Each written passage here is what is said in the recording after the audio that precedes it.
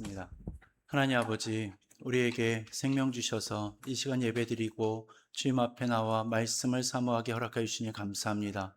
우리가 언제나 살든지 죽든지 주님 위에 살게 하시고 또한 주님 위에 죽을 수 있는 주님의 자녀되게 허락하여 주시옵소서. 이 시간 말씀을 사모합니다. 주님께서 생명의 말씀 허락하여 주셔서 부활하게 하시고 우리들의 생명 또한 주님께서 온전한 모습으로 주님 다시 만날 수 있도록 인도하여 주시옵소서. 모든 시간 주님께서 은혜로 채워 주실 줄로 믿사오며 예수 그리스도의 이름으로 기도드리옵나이다.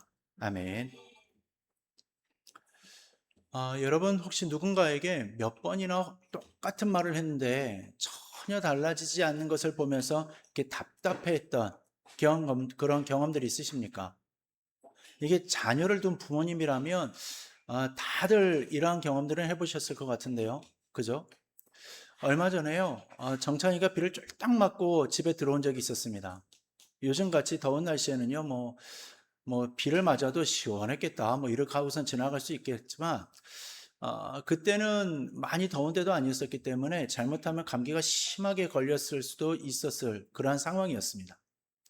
이게 대림역까지 저희 집까지 한 15분 정도 걸리는 거리인데, 이 엄청난 소나기가 와가지고 정찬이가 비를 어쩔 수 없이 쫄딱 맞고 들어왔다라는 겁니다. 이 속옷까지 다 젖어가지고 왔더라고요. 근데 그날도요, 분명히 엄마는 정찬이한테요, 비 소식이 있으니까 꼭 우산 가지고 가라. 이런 말을 했었다라는 거죠. 근데 정찬이는 알겠습니다. 그러고선 대답을 했지만요, 나가면서 까먹은 거죠. 집이 아파트래 가지고 비가 조금 올 때는 그냥 잠시 비 오는 것을 까먹고 우산을 안 들고 나가는 경우도 있는데, 보통 그러면요 다시 들어와 가지고 우산을 들고 나가기를 마련입니다. 근데 정찬이 같은 경우는 비가 아주 많이 오지 않으면요 자기 머리숱이 많은 거를 믿어 가지고 그러는지 그냥 비를 맞고 이 가기 일쑤라는 거죠. 엄마가 분명히 비 온다라고 몇 번을 말을 해도 알았다고 대답을 하지만 우산을 들고 나가는 경우는 비가 제법 많이 올 때 정도이고요. 비가 별로 안 오면 귀찮아서 그러는 건지 아니면 이제 곧 질풍노도의 시기라서 이제 달리기 연습을 하려고 그러는 건지 아무튼 그냥 비를 철철 맞고 갈 때가 참 많다라는 겁니다. 그럴 때면 정말 내가 우산 가져가라고 그래도 왜 얘기를 했을까 하는 생각이 들곤 한다라는 거죠. 근데 이러한 모습은요, 단지 우리 정찬이만 그런 게 아닙니다. 이게 어린이든 어른이든 간에요.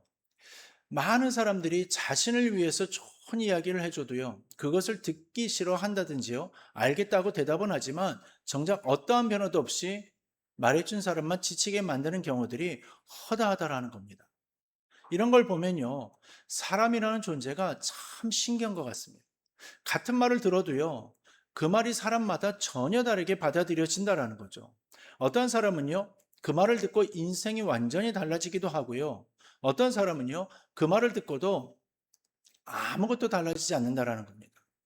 그런데 여러분, 오늘 우리가 볼 본문이 바로 이 이야기를 하고 있는 겁니다. 오늘 이야기는요, 씨 뿌리는 비유로 많이 알려져 있습니다. 근데 솔직히 고백을 하면요, 저는 서울에서 나고 자랐기 때문에 농사 짓는 일에 대해서는 잘 알지 못합니다.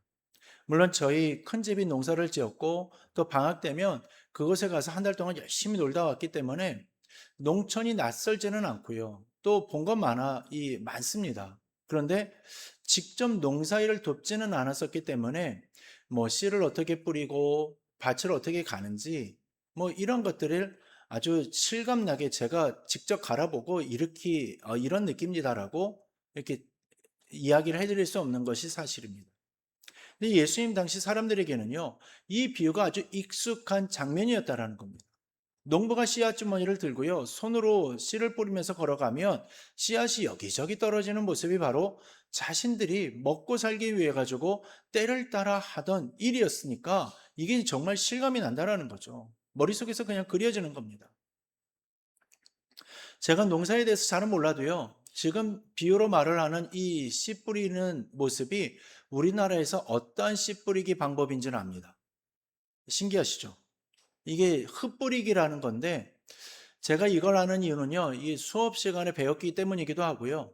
또 중고등부 시절에 이 이야기를 보면서 이 씨 뿌리는 방법이 어떠한 씨 뿌리기 방법인지를 찾아본 적이 있기 때문에 이거는 분명히 흙뿌리기다라고 말씀을 드릴 수 있습니다. 이 농부가 흙뿌리기로 씨를 뿌렸는데 길가에도 떨어지고 또 돌밭에도 떨어지고 또 가시떨기 사이에도 떨어지고 좋은 땅에도 떨어졌다라는 겁니다. 분명 농부는요, 좋은 씨앗을 똑같은 정성으로 뿌렸을 거죠. 그런데 결과는 전혀 달랐다라는 겁니다. 먼저 길가에 떨어진 씨앗을 한번 살펴보겠습니다. 길가라는 곳은요, 사람들이 계속 밟고 다녀가지고 땅이 딱딱하게 굳어버린 곳입니다. 씨앗이 떨어져도요, 땅 속으로 심겨질 수가 없고요. 또 뿌리 내릴 틈도 없는 거죠. 그러다 보니까 씨는 길 위에 그대로 있게 되고요. 결국 새들이 와가지고 다 먹어버리게 되는 겁니다. 이것은 마치요, 말씀이 아예 마음에 들어가지도 못하는 그러한 상태를 보여주는 겁니다. 여러분 요즘도 보시는 분이 계실지 모르겠지만요. 예전에 홈쇼핑 많이 보셨죠? 요즘은 인터넷 쇼핑몰이 대세가 되다 보니까 잘은 안 보지만요. 한때 홈쇼핑은요. 하루 일과를 마치고 나면 저녁에 꼭 봐야 할 것으로 여겨지던 때가 있었습니다. 뭐 가정주부들은 뭐 하루 종일 참 이 TV를 켜놓기도 했었고요. 근데 홈쇼핑을 보다 보면 이게 습관화 되면서요. 홈쇼핑에서 나오는 소리를 듣고는 있고 보고는 있지만 사실은 듣고 있지 않을 때가 많다라는 겁니다. 그냥 홈쇼핑 소리가 귀를 스쳐 지나갈 뿐인 거죠. 이것처럼요, 어떠한 분들에게는 하나님의 말씀도 이렇게 스쳐 지나가는 소리에 불과할 때가 있다는 겁니다. 예배 시간에 앉아 있어도 마음은 이미 다른 곳에 가 있어가지고 말씀이 마음밭에 떨어지기도 전에 스쳐 지나가 버리는 거죠. 버스나 지하철에서요, 안내방송을 매일 듣습니다. 근데 그 안내방송을 정작 기억하는 사람은 거의 없는 것과 같은 겁니다. 우리가 버스나 전철을 타면요, 어느 역인지는 기억을 합니다. 그러나 그 역마다 광고하는 내용 또한 매일 들을 텐데요. 그거를 지금 기억하시는 분들은 없다라는 거죠. 너무 익숙해서 오히려 흘려듣게 되는 것처럼 말씀도 예배에 익숙해지다 보니까 그냥 시간인가 보다 하고선 흘려버리는 겁니다. 익숙해질수록 지나쳐 버리기가 쉬운 거죠. 이러한 모습이 길가에 떨어진 씨앗과 같은 겁니다. 다음은 돌밭에 떨어진 씨앗입니다. 돌밭이라는 것은요, 흙은 있지만 그 아래 돌이 깔려 있는 곳입니다. 일단 돌밭에 있는 흙은요, 단단하게 다져진 흙이 아니니까 씨앗이 떨어지면 금방 그 흙에 쌓여가지고 싹이 나고 뿌리를 내리기 시작을 할 겁니다. 근데 흙이 얕으니까 뿌리가 깊이 내리지 못해가지고 뜨거운 햇빛이 내리쬐면 금방 말라버리고 만다라는 거죠. 돌 아래로 더 깊이 뿌리를 내려야 하는데 뿌리를 내릴 그 시간까지 햇빛이 기다려주지를 않으니까 결국 말라버리고 마는 겁니다. 이건요, 꼭 헬스장에 등록을 하는 우리들의 모습과 같다라고도 말을 할 수 있을 것 같습니다. 새해가 되면요, 올해는 꼭 운동할 거야 라면서 다짐을 하고 의욕에 넘쳐서 등록을 하죠. 작년처럼, 내가 작심삼일은 안 할 거야. 이렇게 6개월치, 1년치 뭐 이렇게 등록비를 내고 등록을 하기도 합니다. 근데 어떻습니까? 첫째 날은 열심히 갑니다. 둘째 날도 가죠. 그런데 셋째 날부터 슬슬 피곤하다라는 핑계가 생기고요. 몸이 쑤셔가지고 한 달도 못 가가지고 발길이 끊기고 맙니다. 말씀을 들을 때도요. 이러한 분들이 있다라는 겁니다. 은혜 받았다고 하면서 앞으로는 주님만 붙잡고 살겠다고 눈물까지 흘리면서 결심을 해보지만 조금만 어려움이 생기면 금방 넘어지고 다시 예전 모습으로 돌아가 버리고 만다라는 겁니다. 이런 모습은요, 신앙의 훈련이 안 되어 있고 믿음의 뿌리가 깊지 않기 때문인 겁니다. 이러한 모습이 돌밭에 뿌려진 씨앗의 모습이다 라고 말을 할 수 있는 거죠. 이번에는 가시떨기 사이에 떨어진 씨앗을 한번 생각해 보겠습니다. 가시떨기라는 것은요, 그 땅에 이미 가시나무나 잡초의 뿌리가 남아있는 것을 말을 하는 겁니다. 씨앗이 자라기는 하는데 가시나무도 같이 자라면서 결국 그 기운에 눌려서 열매를 맺지 못하는 거죠. 예수님은 이 가시를요, 세상의 염려와 재물의 유혹과 또 이생의 즐거움이라고 설명하고 있습니다. 저는 이 말씀을 들을 때마다요, 가정주부들이 마트에서 장을 볼 때 가장 많이 하는 실수가 생각이 납니다. 보통 살 것을 종이에 적어가 가지고 메모를 해 가지고 그것만 딱 사고 나오는 게 아니라 대략적으로 내가 필요한 것들을 구상한 채로 마트에 들어가 가지고 이리저리 돌아다 다녀 보면 이 할인하는 것도 있고요. 또 호객하는 소리에 휩쓸려 가지고 생각지도 않은 것들을 살 때도 있죠. 그러면 나오면서 그럽니다. 아이, 생각지도 않게 돈을 많이 썼네. 근데 또 마음 한켠에서는 이러한 위로의 말로 스스로를 합리화시킵니다. 아이, 싸게 쌌으니까 괜찮아. 이거 다 가족 먹을 건데 뭐. 언젠가는 살 건데 괜찮아, 괜찮아. 근데 다시 한번 생각을 해보면요. 지금 당장 필요한 게 아니라 눈에 보이고 뭔가에 현혹되어져 산 것들인 겁니다. 근데 이러한 모습이 우리 마음과 바꿔도 비슷하다라는 겁니다.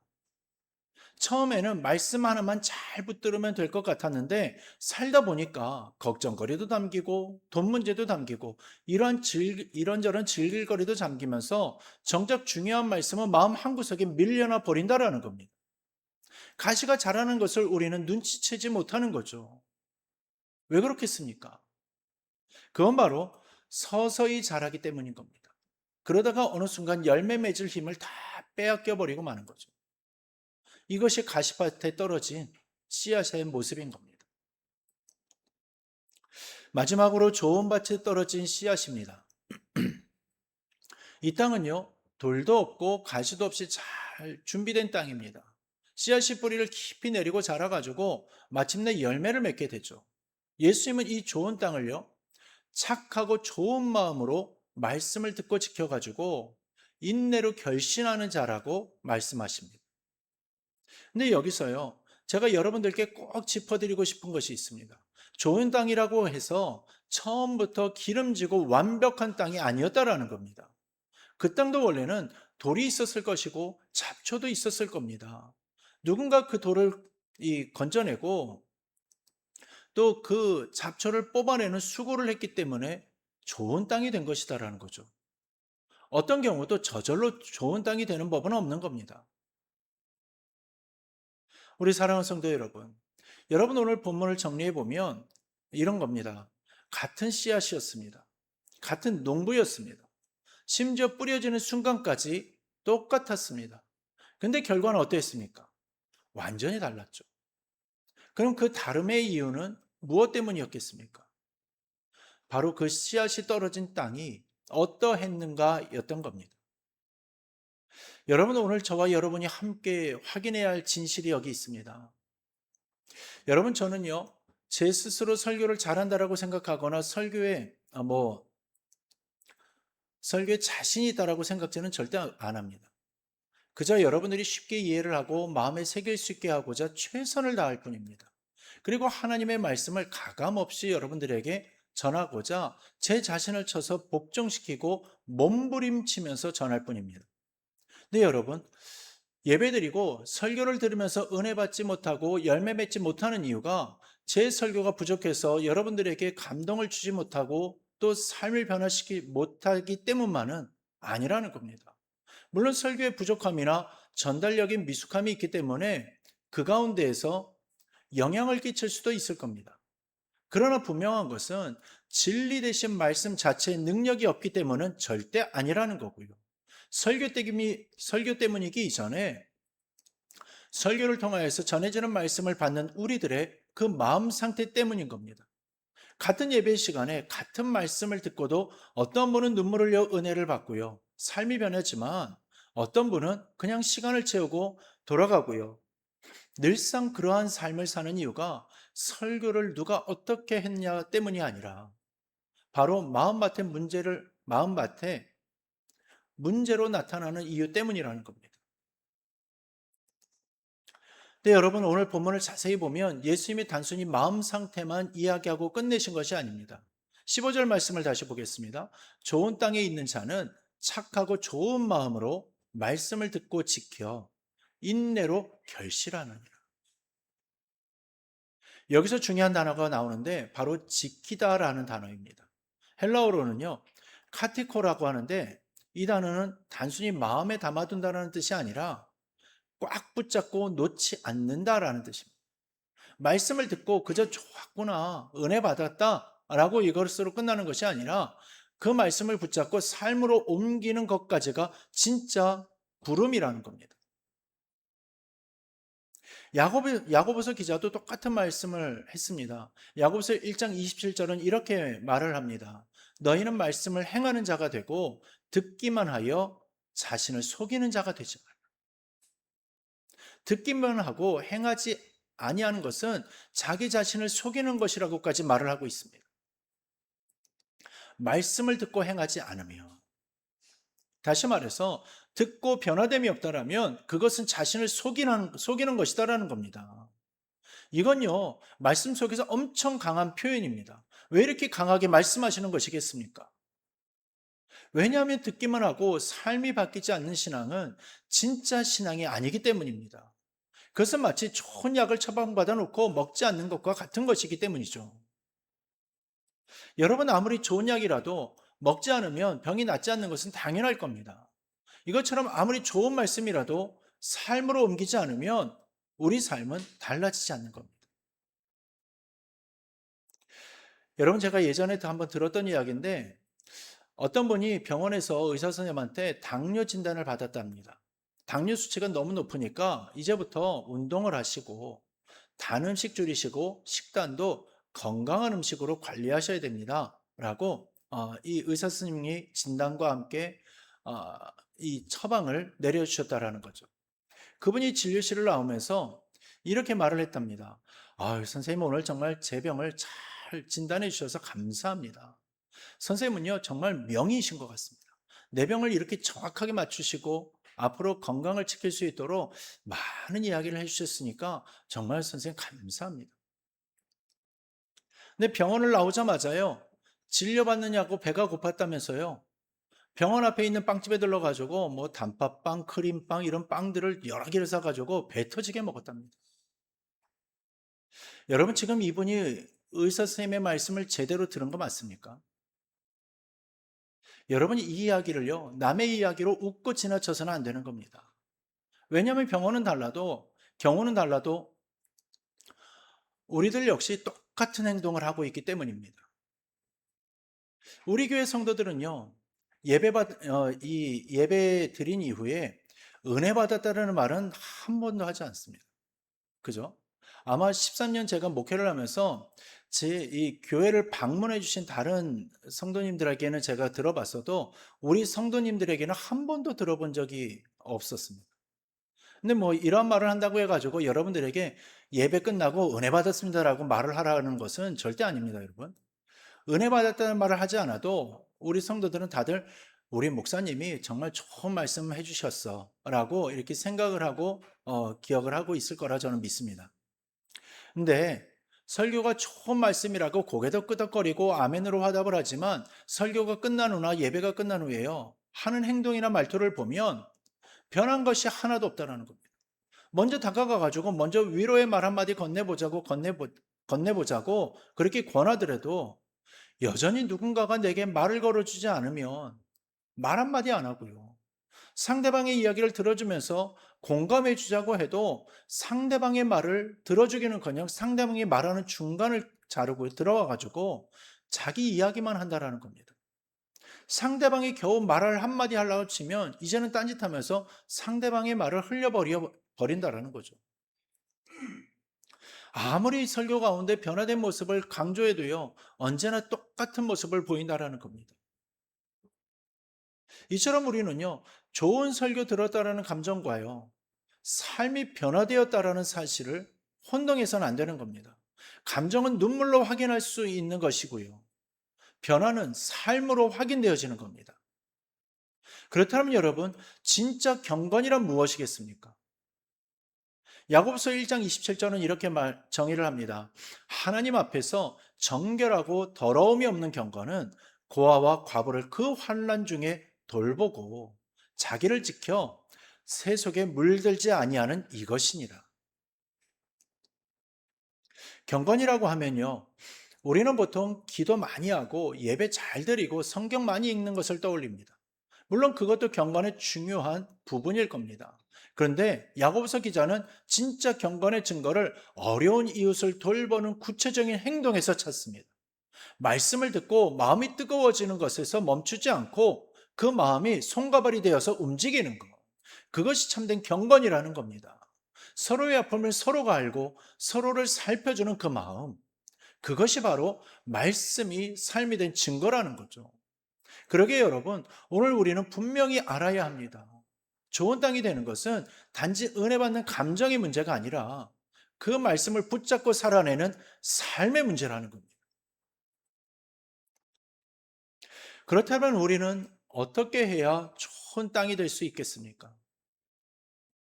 좋은 땅은 특별한 사람에게만 주어지는 선물이 아닙니다. 앞서 말씀드렸듯이 좋은 땅도요, 원래부터 좋았던 것이 아니라 누군가의 수고로 만들어진 겁니다. 돌을 골라내고 가시 뿌리를 뽑아내는 그 과정이 있었던 거죠. 그렇다면 우리 마음밭에서 골라내야 할 돌과 뽑아내야 할 가시는 무엇이겠습니까? 저는 그것이 바로 우리 안에 있는 교만이라고 생각합니다. 내가 옳다고 생각하는 마음, 내 방식이 맞다고 고집하는 마음, 말씀보다 내 경험과 판단을 더 믿는 마음, 이것이 바로 우리 마음밭에 박혀 있는 돌덩이인 겁니다. 야고보서 4장 6절은 이렇게 말을 합니다. 하나님이 은혜를 주시되 겸손한 자에게 주신다라고 말이죠. 여러분, 겸손하다라는 것이 무엇입니까? 쉽게 풀면 내 생각을 내려놓고 말씀 앞에 나를 낮추면서 말씀이 옳다고 인정하는 겁니다. 말씀을 들을 때에 내 마음에 안 든다라고 밀어내지 않고 내 삶을 찌르는 말씀 앞에서도 도망가지 않고요. 그 말씀이 나를 바꾸도록 나를 내어드리는 것입니다.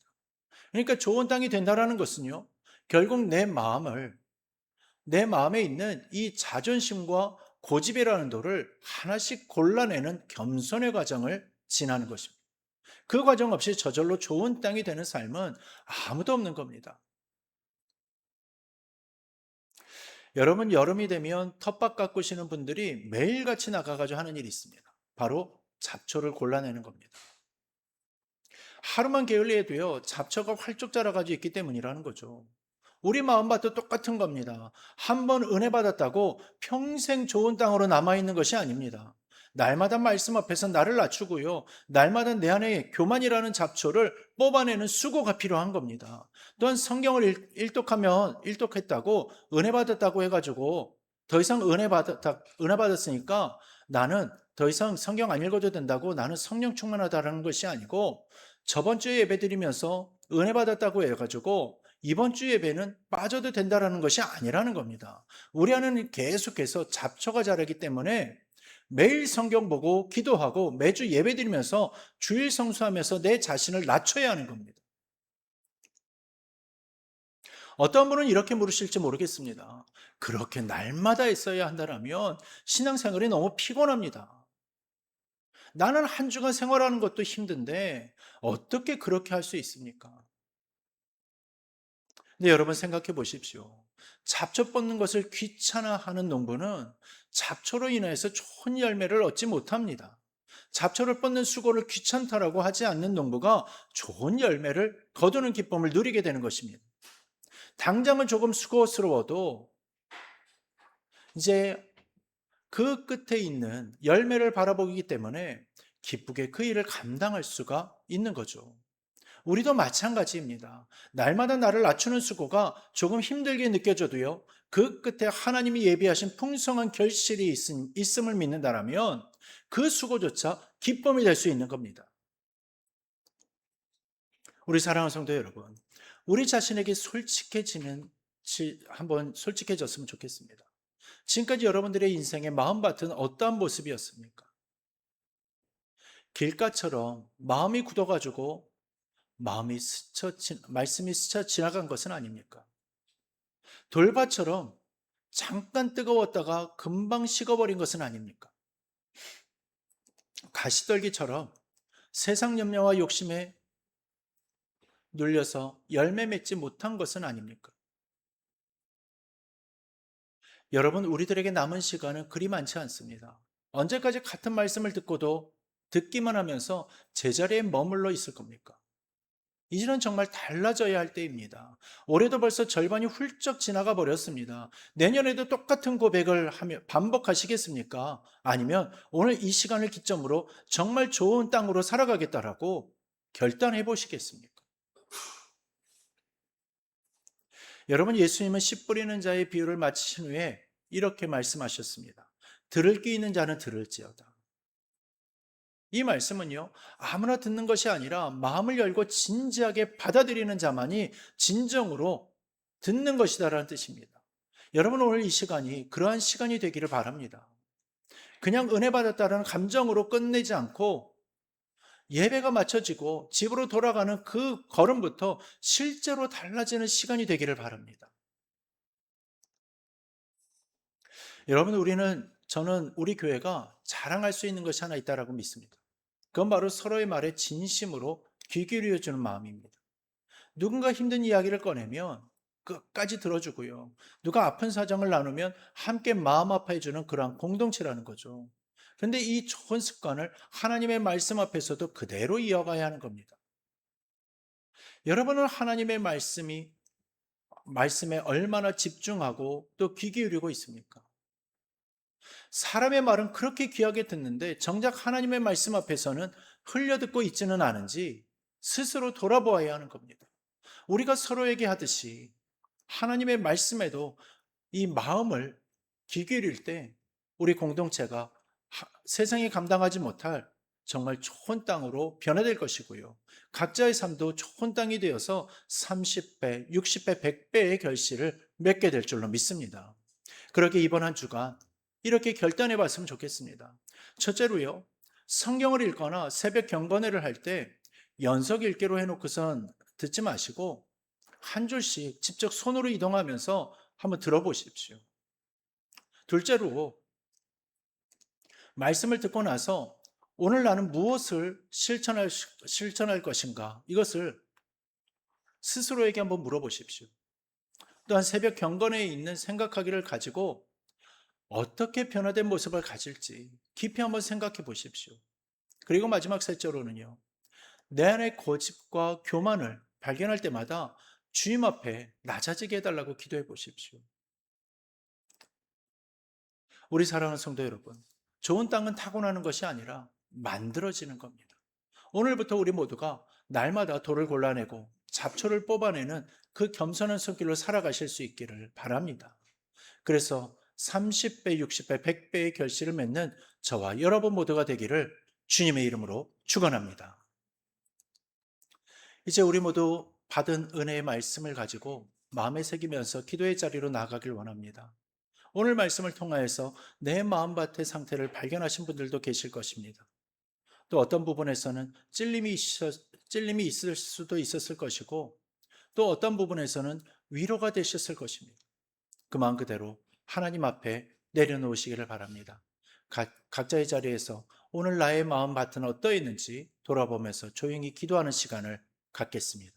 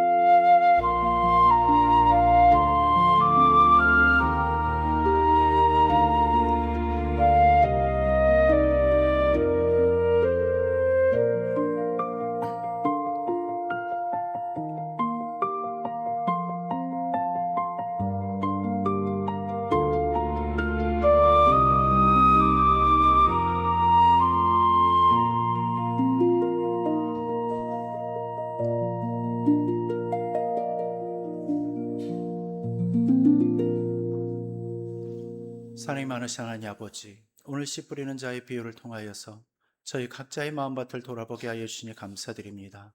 그동안 길가와 돌밭과 가시떨기처럼 살아온 저희의 모습을 정직하게 고백합니다. 말씀을 듣고도 삶으로 옮기지 못했던 연약함을 용서하여 주시옵소서. 이제부터는 날마다 저희 안의 교만과 고집이라는 돌을 골라내고 세상 염려와 욕심이라는 가시를 뽑아내는 겸손한 마음으로 살게 하여 주시옵소서. 저희 삼성교회 성도 한 분 한 분이 좋은 땅이 되어서 30배, 60배, 100배의 결실을 맺는 복된 인생 되게 하여 주시옵소서.